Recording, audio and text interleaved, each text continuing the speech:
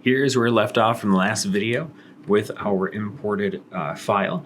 Now I'm going to do two things in this video. One is to rename these parts, which I'll just zoom through, and the other one is to apply a label on this top window. We're going to start with that label because it is just a planar projection, which is a simpler label to apply. So you can click on each part here and then go down to the properties and rename. You can also rename the entire assembly. And it may help if you hide pieces as you go. So I'm going to actually just click on a part here, get the one that is closest or the outside part, and I can name that, let's say, polishing layer, and then I'll hide it as I do those.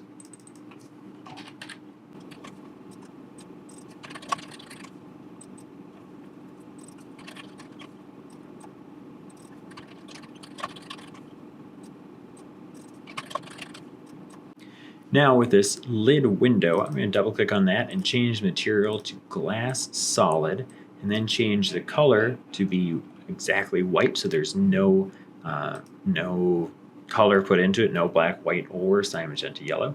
So that looks good, and I'm going to put the label on it.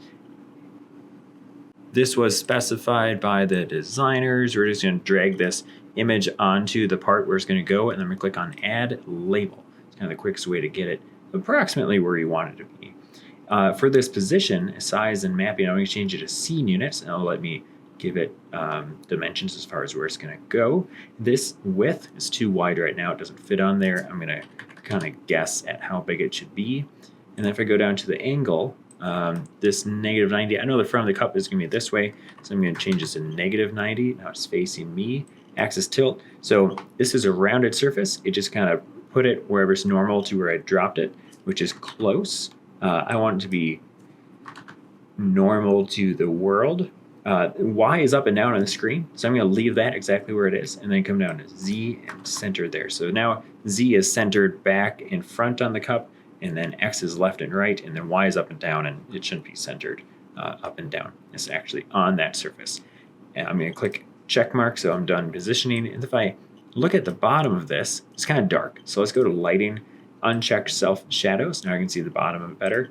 Go back to material, and on the bottom I can see that label is actually on the top and the bottom of that lid. It should only be on the top. So I'm going to uncheck two-sided. Now I can see it's on the top, not on the bottom. That's it for this video.